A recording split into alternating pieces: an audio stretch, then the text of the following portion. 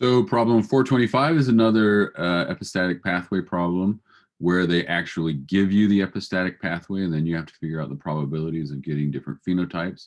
It involves seed color. Here's the pathway. You have 4 genes involved, A, B, C, and D. Here are the various colors that are involved.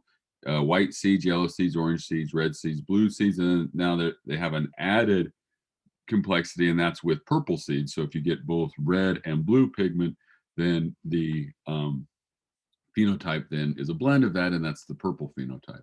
So you actually have 1, 2, 3, 4, 5, 6 different possible phenotypes.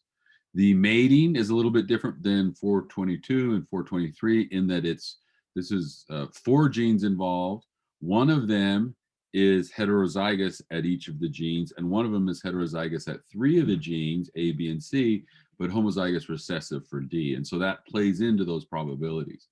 So part A just asks you what is the phenotype of each of those, of each of the parental types. And so here, this individual, parental 1, would have big A, big B, big C, big D.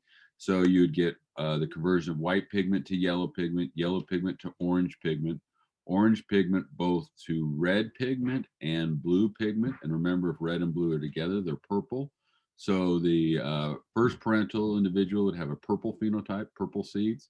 The second one, it has the big A to convert white to yellow, the big B to convert yellow to orange, the big C to convert orange to red, and none of the orange gets converted to blue because it's little d, little t. It doesn't have that enzyme to convert orange to blue, and so that's going to give you a red phenotype.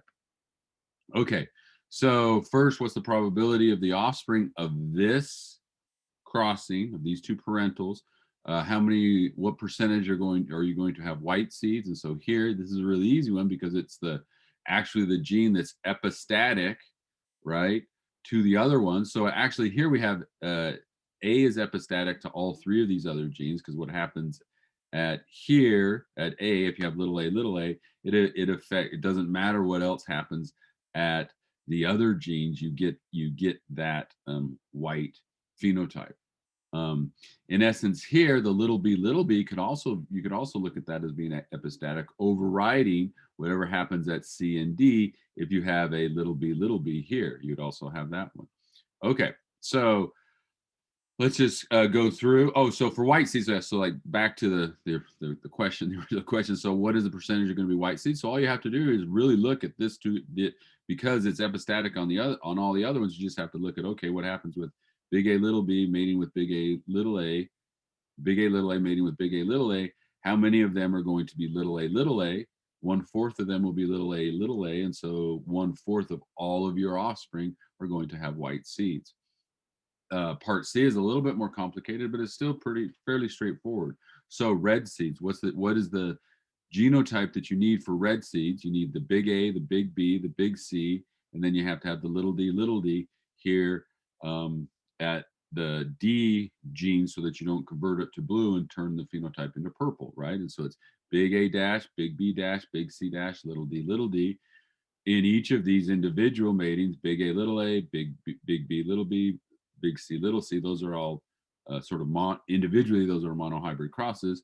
But then you have a different crossing here with D, big D little d, and little d little d. And so 3/4 of the big A little a matings will give you the big A dash, same with big B dash, same with big C dash. But here with the big D little d mating, not this part of the mating, big D little d, little d little d, half of them are going to be big D little d, and half of them are going to be little d little d. You don't see that straight away. Do a little 4-celled Punnett square. And so then you have to have that event, that event, that event, and that event occurring, times those all out, and you get 27 over 128. So that's the portion of that F2 generation that you would expect to have red seeds. Again, white seeds, now it's just same thing, right? It's asking that question again. White seeds is 1/4, or if you want to put it in a similar sort of similar denominator or whatever, you can convert that to 32 over 128. Now for blue seeds, same thing, big A, big B, little c here, and big D here. And so here's your phenotype, big A dash, big B dash, little c, big D dash. Again, you're just breaking this complex problem into 4 simpler problems. Big A dash, 3/4, that's the probability. Big B dash, 3/4 is the probability. Little c, since it's a mating between big C little c and big C little c, it's 1/4. Big D dash, in this mating between big D little d and little d, it's going to be 1/2. You times those all together, and that equals 9/28. All right, so there you have it.